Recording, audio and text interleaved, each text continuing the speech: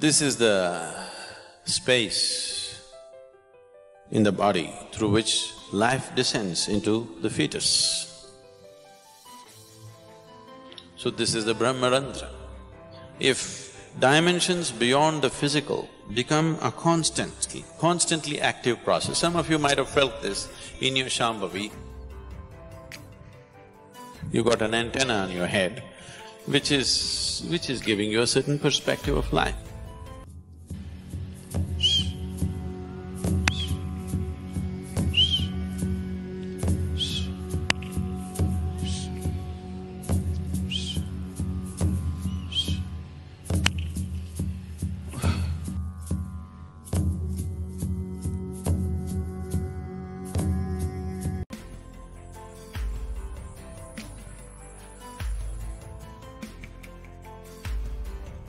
If you have a newborn baby in your home, you would see a certain part of the skull is not formed. Have you noticed this? So the child has to be handled gently, that part is just skin, there is no bone.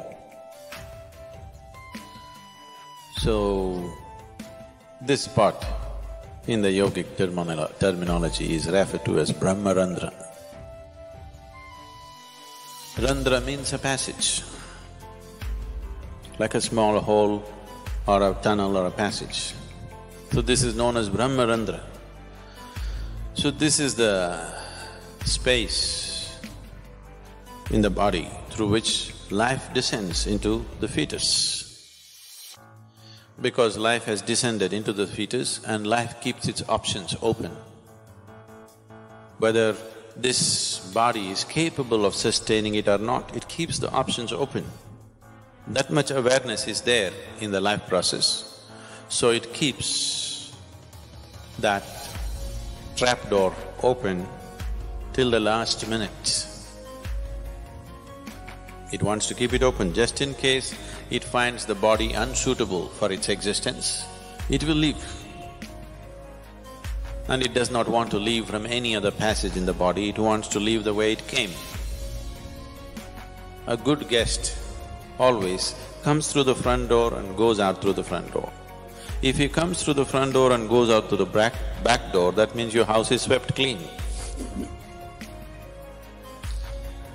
So, he wants to go out to the same door, so he keeps it open till the last minute, he wants to keep his choices.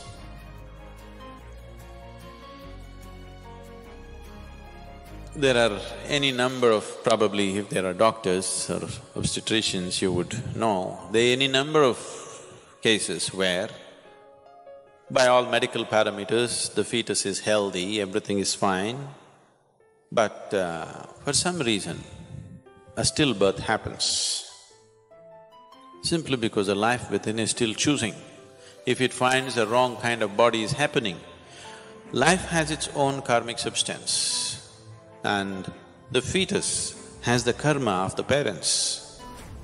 So, it has made its choice, it is 90% of the time it is correct, or more, it is correct. Sometimes it is conscious that it could make a wrong choice. So this is the reason why during pregnancy, so many precautions were taken to create a different kind of atmosphere around a woman who is pregnant. We're giving that up now, a woman goes to work, she sits in the cinema, she goes all over the place. Such a thing is not maintained anymore. This was done just hoping something better than who both of you are comes into your womb. You know what I'm saying? You are husband and wife, you are of a certain quality. You want your child to have a higher quality than who you are, not just like you.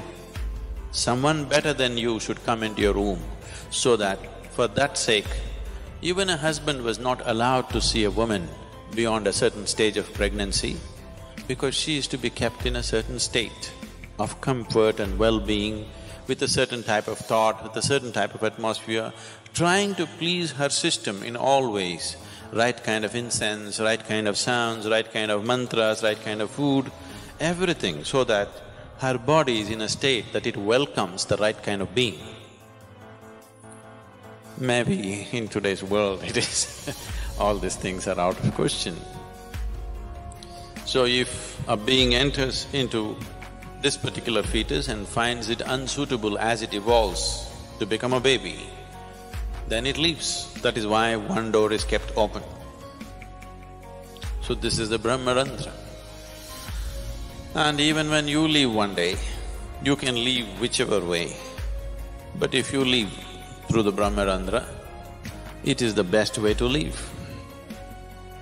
If you leave consciously whichever part of the body, it is fine. But if you can leave from there, it is the best way to leave. So because there is lot of talk about this, there are books which have been written about it, one thing is there's a huge possibility that individual people may start imagining things on top of their head or between their forehead, they keep imagining many things. Because you need to understand this, wherever you focus your mind, there will be some twitching.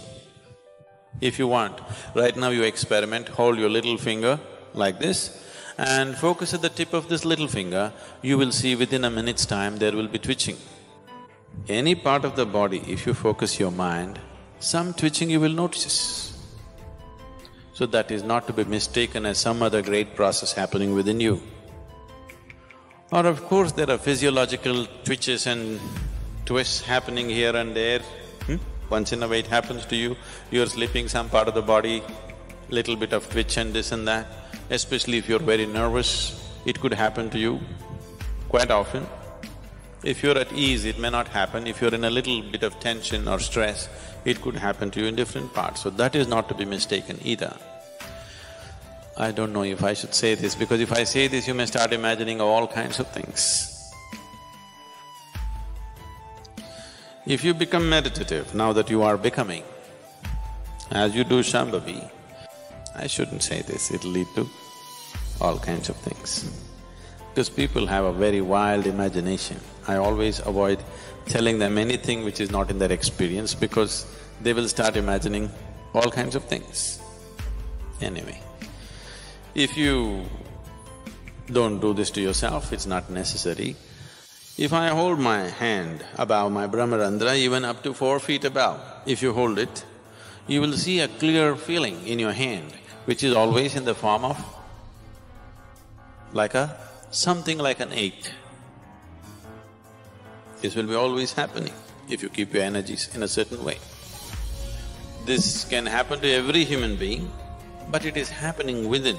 It doesn't extend itself beyond, because the final 2 chakras out of the 114 chakras that are there in the system, 2 chakras are outside the body. If dimensions beyond the physical become a constantly active process, some of you might have felt this in your Shambhavi, for a few moments, you feel something beyond yourself has become active. So if a dimension beyond your physicality becomes a continuously active process within you, then after some time, these 2 chakras which are dormant and outside the body become active. If they become active, there is you got an antenna on your head. You seen a police antenna? You got an antenna on your head, which is giving you a certain perspective of life.